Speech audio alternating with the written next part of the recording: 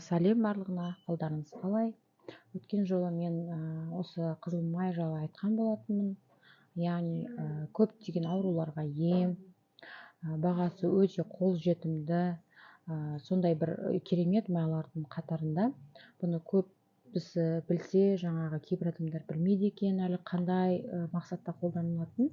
Бұл мұны қарап отырсаңыздар, көптеген ауруларға ем сыртында қолдануы, және ішінде бұның өзінің нұсқаулығы бар. Сол нұсқаулықта қай ауруда, жаңағы мысалы тер аурулары болатын болса, қалай қолдану керек, сол жайлы толықтай жазылған.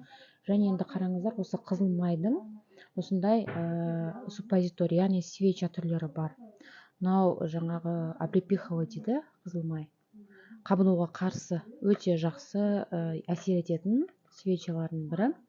Міне артын жақсылап тұрып қарасаңыздар, жаңағы гинекологиялық ауруларға да, және біздің геморрой деп жатырсыздар, соған да өте пайдалы жаңағы сондай бір керемет свечаның түрі.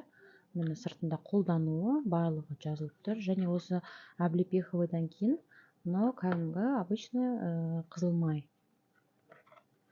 Міне бұнда сол қолдануы бір. Және мынау прополиспен, қызыл май прополиспен дейді. Егер қараңыздар, сіздерге прополисқа аллергия болатын болса, абайлап қолданыңыздар. Онда егер жаңағында аллергия болып жатса, міне сіздерге облепиховый болмаса обычный қызыл майды қолдансаңыздар болады.